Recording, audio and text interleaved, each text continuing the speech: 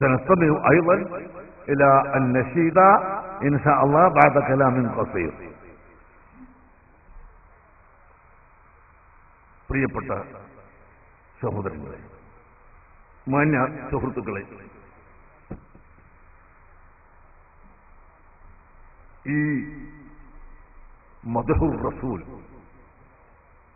ഹുബ്ബുർ റസൂൽ കോൺഫറൻസ് ഇവിടെ സംഘടിപ്പിക്കുവാൻ കാരണം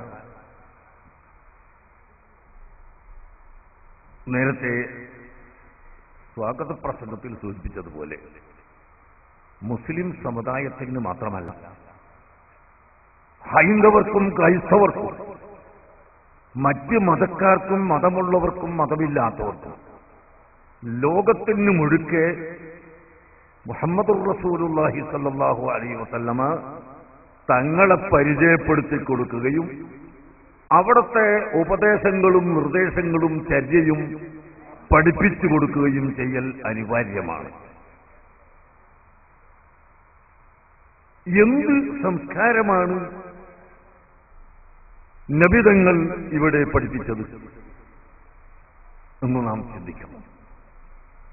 ഇപ്പോ ഏകദേശം ഒരു 6 മാസം അതിലധികമായി എന്ന് തോന്നുന്നു കേരളത്തിൽ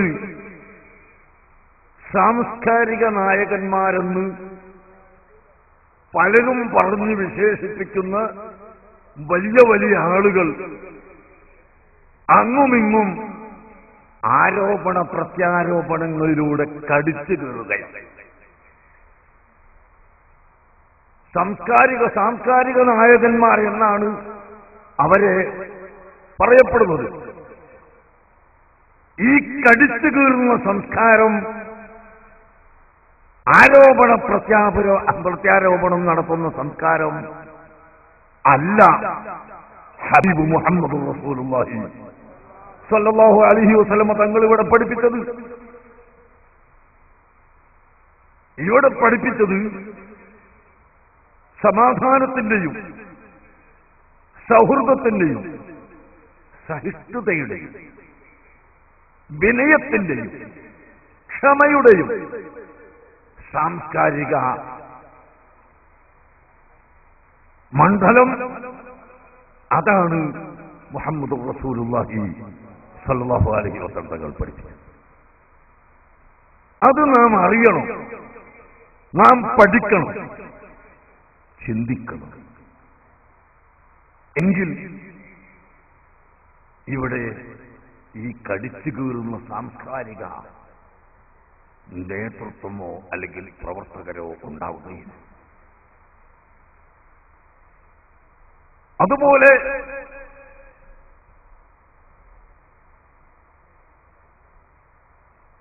പ്രധാനമന്ത്രിമാരുടെ ഉച്ചകോടി കൂടിയാൽ അവിടെ ചർച്ച ചെയ്യപ്പെടുന്നു ഭീകരതയും തീവ്രതയും.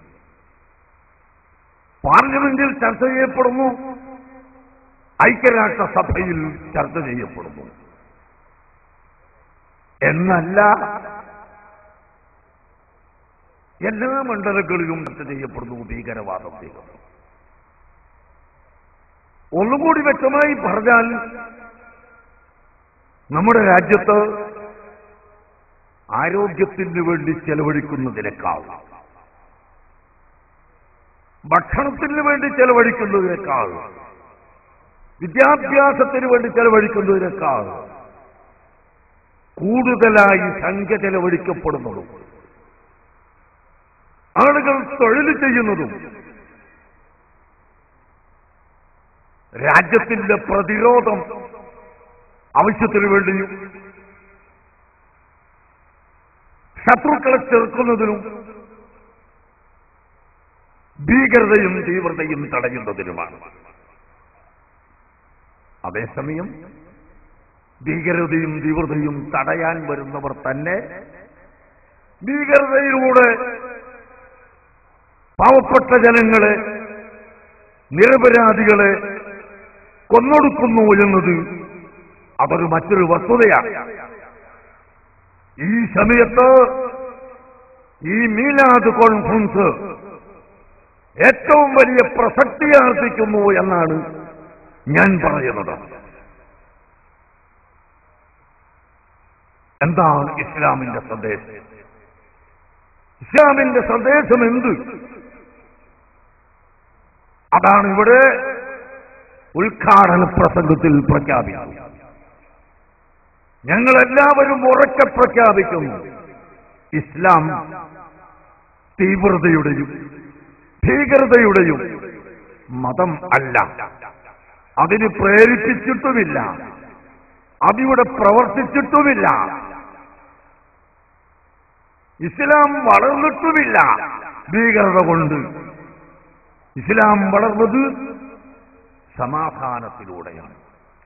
ഫബിമാ റഹ്മത്തിൻ മിനല്ലാഹി ലിൻത ലഹും വലൗ കുൻത ഫളൻ ഗലീദൽ ഖൽബി ലം ഫളൂ മിൻ ഹൗലിക. ഹബീബായ മുഹമ്മദ് റസൂലുള്ളാഹി സ്വല്ലല്ലാഹു അലൈഹി വസല്ലമ തങ്ങളോട് അല്ലാഹു പറഞ്ഞു, അല്ലയോ ഹബീബ്, അവിടുത്തെ വിനയം, അവിടുത്തെ സൽസ്വഭാവം, അവിടുത്തെ ഏറ്റവും വലിയ വിനയവും സൽസ്വഭാവവും, അതുകൊണ്ടാണ് ഇസ്ലാം വളരുന്നത്.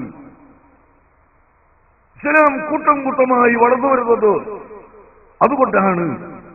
മറിച്ച് അവിടുന്ന് ഭീകരനോ തീവ്രവാദിയോ പരിപരുത്ത സ്വഭാവിയോ ആയിരുന്നു എങ്കിൽ ജനങ്ങളെല്ലാം അകന്നുപോകുമായിരുന്നു, വിട്ടുപോകുമായിരുന്നു, ഇസ്ലാമിൽ കാലം വരുമായിരുന്നില്ല. അപ്പോൾ സൽസ്വഭാവത്തിലൂടെ സഹിഷ്ണുതയിലൂടെ മാത്രമാണ് ഇസ്ലാം ഇവിടെ വളർന്നത്. അത് തന്നെയാണ് സ്വഹാബത്ത് വളർത്തിയെടുത്തതും അങ്ങനെ തന്നെ, ഔലിയാക്കൾ വളർത്തിയെടുത്തതും അങ്ങനെ തന്നെ. ഇന്ത്യ രാജ്യത്തിന്റെ ഏറ്റവും വലിയ സുൽത്താനായി നിലകൊള്ളുന്ന ഖാജാ മുഈനുദ്ദീൻ ചിശ്തിയിൽ അജ്മീരി തങ്ങളും വളർത്തിയെടുത്തത് അങ്ങനെ തന്നെയാണ് ഇസ്ലാം. സയ്യിദ് അലവിയിൽ മമ്പുറത്തെ തങ്ങൾ, മൗലദ്ദവീല മഹാനവറുകളും ഇസ്ലാമിനെ വളർത്തിയെടുത്തത് സമാധാനത്തിലൂടെയാണ്.